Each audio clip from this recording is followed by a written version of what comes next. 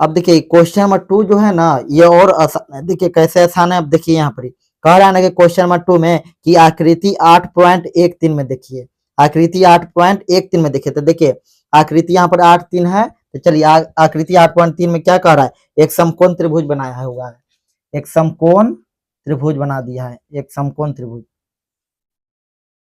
एक समकोण त्रिभुज बना दिया है, ठीक ना।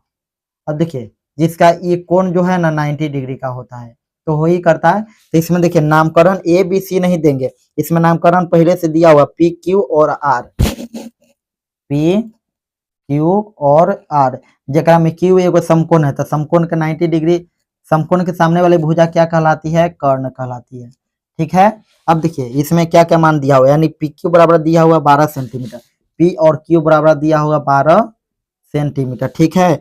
और क्यू आर बराबर नहीं दिया हुआ है, और पी आर के मान दे दिया है 13 सेंटीमीटर, ठीक है। यानी देखिए यानी कि पी क्यू बराबर दे दिया और पी आर बराबर दे दिया, तो हमको ई निकालना है, इसका मान हमको निकालना है, यानी हमको आधार नहीं, आधार निकालना है। क्या आधार बराबर क्या दे दिया, वाट। इसको हम बोलते हैं लंब, क्या बोलते हैं, लंब, ठीक है। चलिए तो आधार हमको निकालना है, तो चलिए पाइथागोरस प्रमेय का प्रयोग करके हम क्या निकालेंगे, आधार को निकालेंगे। तो चलिए क्वेश्चन नंबर 2, क्वेश्चन नंबर 2 चलिए लिखेंगे, चूंकि पाइथागोरस, पाइथागोरस प्रमेय, पाइथागोरस प्रमेय आज शेयर कर दीजिए, पाइथागोरस प्रमेय से चल रहे हैं। तो देखिए हमको क्या निकालना है, आधार निकालना है, तो हम आधार वाला फॉर्मूला लगाएंगे, यानी कि आधार बराबर फॉर्मूला क्या होता है, पाइथागोरस प्रमेय वाला। तो देखिए पाइथागोरस प्रमेय वाला का आधार के फॉर्मूला क्या होता है, रूट अंडर के, रूट अंडर के, यानी कि आधार निकालना है तो हम क्या, कर्ण में से लंब को घटाएंगे। तो चलिए कर्ण स्क्वायर माइनस के लंब, ये हम बता चुके हैं, आप पिछली वीडियो देखिए, कर्ण स्क्वायर लंब का स्क्वायर, ठीक है।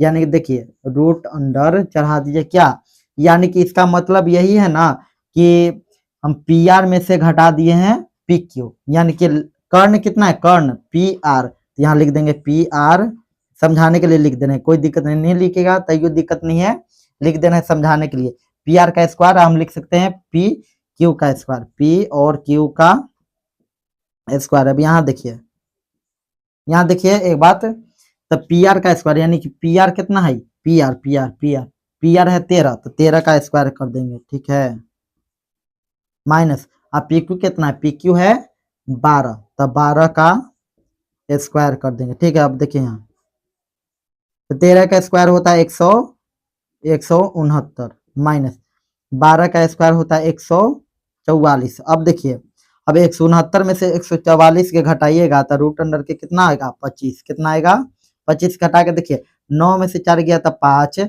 और 6 में से 4 गया तो 2, और 1 में से गया तो 0, ठीक है। अब बताइए, अब रूट 25 कोई का स्क्वायर नहीं होता है, 5 का स्क्वायर होता है 25, ठीक है। तो ये हमारा 25 जो निकला, ये क्या निकला, ये आधार का मान निकला, 25 क्या का मान निकला, आधार का। तो चलिए आधार का तो मान निकल गया 25, 5 निकला, क्या निकला, 5। तो हमको निकालना क्या है, निकालना है कि tan p minus cot r का मान निकालिए। चलिए तो चूंकि लिखेंगे tan p माइनस का कोट r,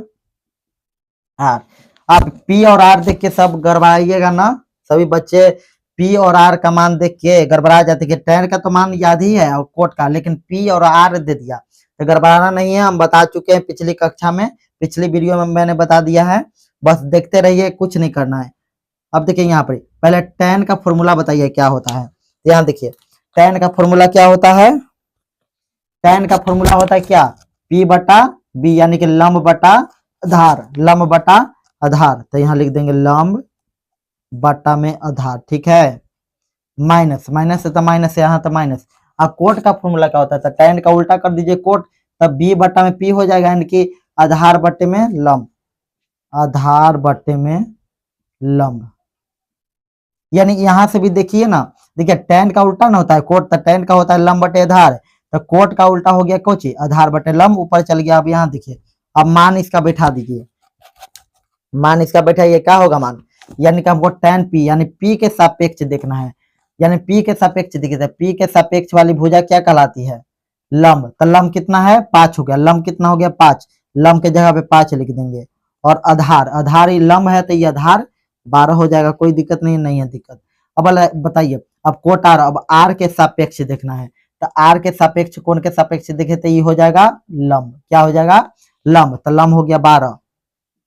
तो हमको लंब नहीं लिखना है, दिक्कत हो गया, लंब हमको नहीं लिखना, हमको क्या लिखना है आधार, तो लंब ये आधारी 5, अब बाटा में लंब है ना, तो लंब कितना होगा, लंब है 12, तो लंब 12 लिख देंगे, कोई दिक्कत नहीं है।